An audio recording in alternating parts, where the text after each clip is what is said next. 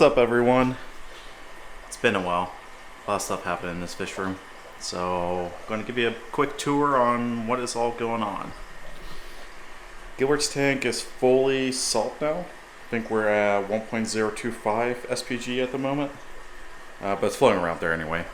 So, he's doing well. We got some corals in his tank now too, which he was kind of first nipping at, but he's doing a lot better with it. So we got hammer coral that's green and a purple one, canyon tree that's already dropped some, I guess, babies or whatever you want to call them. Pulsing zinnia that was not doing very well, but it's bouncing back now, I feel like. And then we have a ton of macroalgae growth. I don't think I've showed it on YouTube yet, but first it started with some pom-pom that was like a small little clump, and now it's everywhere. The only problem is Pom-Pom, the sea urchin, we call this one Pom-Pom, he likes to knock off this big clump and break it into small little pieces. So that's a mess right now. I might have to bring him back to the fish store. And then we also have this pink cushion urchin, a purple version of it. His name is Sir Urchin, and he's doing fine. He's not that big of a troublemaker. But I had a big green hair algae problem in this tank. You can kind of see it on the sand right here and in between the rocks, and it's growing on the macroalgae and stuff. So I got some urchins to help with that, and that's like the only thing that Gilbert will leave alone and not eat. He likes to kill by everything else. I tried blue-legged hermit crabs. That didn't go well. I think there might be some, I forgot what the snail name is, but they sift through sand. It's not a narite, it's like a cerite or something, possibly. Anyway, I think there's like 4 of those left in the sand. I'm not sure if he's gone to them yet or not. He kind of leaves the conch alone, but does bite the shell sometimes, but he can't really get to the conch, so he seems to be doing okay. If it turns south, I might bring him back as well. So yeah, we got a protein skimmer on this tank as well to help with waste being removed from the water. So that's doing something. I need to fix this again because the white urchin kind of knocked over the mangroves, but these came in yesterday. 3D printed like a little holder for it. So hopefully those will do well. So yeah, that's kind of an update on Gilbert's tank. Full salt water now. Add some cleanup crew as far as I can that he doesn't eat, and kind of need to rescape this and get rid of the green hair algae. But phosphates are finally low, so hopefully I can kind of get that under control. That was my biggest issue, I think, was phosphate levels were too high. They were like 0.5 to 1, and now they're barely measurable on a Sally Fret or Fert. Forgot the company name on their test kit. So yeah, that's Gilbert's tank. Also had like a huge humidity issue in this room, as you can imagine, with 1, 2, 3, 4, 5, 6, and we'll get to this tank later, 7 tanks. But I just put like a little floor fan on the ground, and it seems to help with some air movement. I was going to put a ceiling fan in here, but not sure if I will or not. We'll see. Got this plan, forgot what it's called, but it's doing pretty well. It was a lot more red. I think it needs more light. The only light's really getting is from these. And then I have like a, well, that's really blown out. Just have a blind right here. This is full south facing, so I have to kind of block the lights somehow because there's would just be too much in here. Let me crank this back up. Tater's tank. It's not the prettiest tank, but Tater, she's happy. In case you didn't know, she actually laid eggs. I'll put some footage in the video and add it to it. She laid a ton of eggs, so now we know for sure she's a she and not a he, like I kind of just assumed. We tried some guppies, but they're slowly disappearing. You can kind of see this baby guppy swimming around. This is the only one left now. Never found any bodies. I think I put a total of 6 in here at first. Anyway, they keep disappearing. Never found any bodies. So, I mean, there's only one thing that it could be, and that is Tater is eating them. I was kind of hoping that she wouldn't, so I can add maybe Congo Tetris to this tank or something. She's never accepted frozen fish from me, so I kind of figured maybe she just doesn't like fish, because she bites into it and then spits it out. Even though in the wild they mainly eat fish, so that's kind of why I was worried about it. But the guppies didn't work. I quarantined for like 6 weeks, added them to a tank, and one by one they were slowly disappearing. Want to get more plants for it, but I think we got a Crip over there, and there's some different Anubias over here. Got lots of roots from the immersed plants. So we got Pajos, we have Lucky Bamboo. I just added the Swiss cheese Monstera. More Pajos, and the plants that grow the Pajos like up the conduit that the electrical core is going in for the pendant lights. So hopefully that'll look kind of cool. You know, get that growing all over that and kind of hide the conduit. Not that it looks bad because it's just kind of black on black here, but I think it'll look cool. This Swiss cheese wasn't too happy sitting on the ground, so moved it up here to get some more light. Hung up a TV as well with an HDMI cord coming out the back right there, out that little cover. So that kind of controls the stream and everything. Got some more immersed plants that are going to go in the new pea cover tank. Just starting to grow their roots out already and get it going. So one more thing I have to do is this USB cable for the webcam for the Twitch stream. Gotta run that from the server computer over here up the ceiling or up the wall.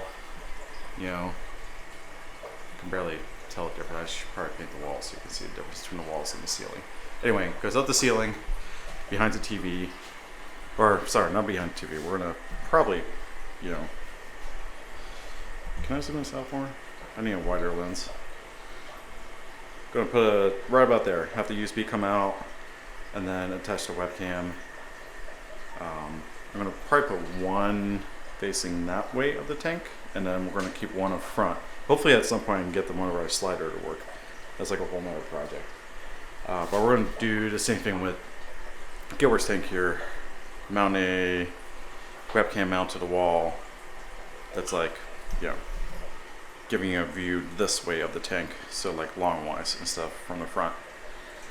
So we're gonna add one of those to Tater's tank, and then just have this one on a tripod for her when she moves and digs somewhere else.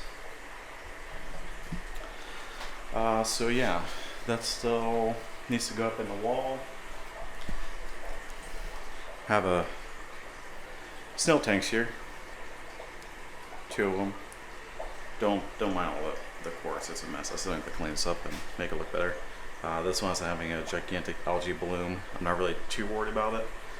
They're all, let me turn this down again.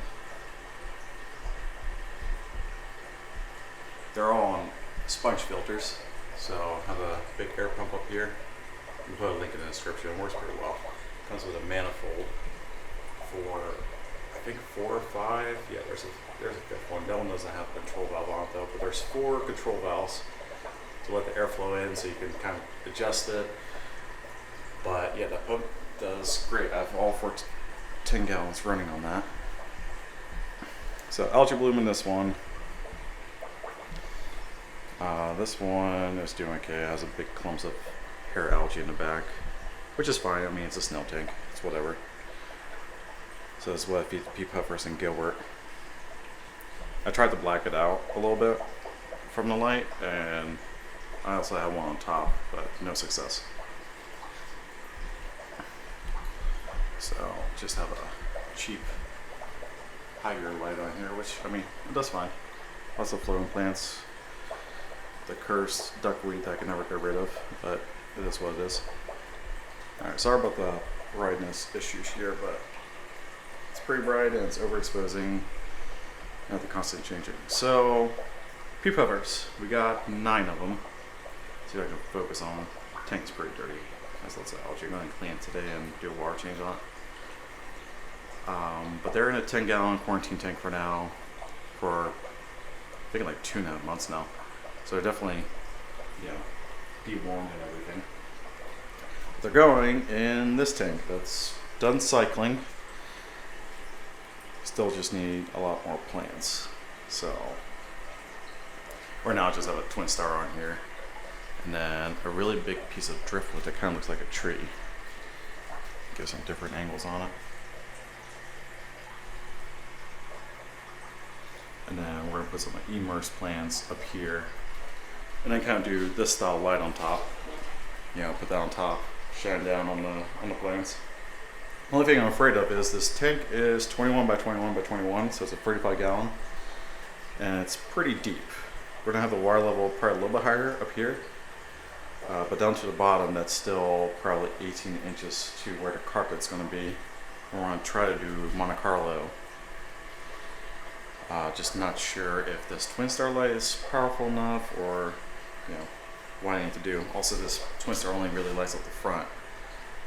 Might need like a second light for the back for the stem plants and stuff like that, but we'll see. If you have any suggestions on powerful lights that can go in deep water and do carpet plants, I will be using CO2, which I got all down here.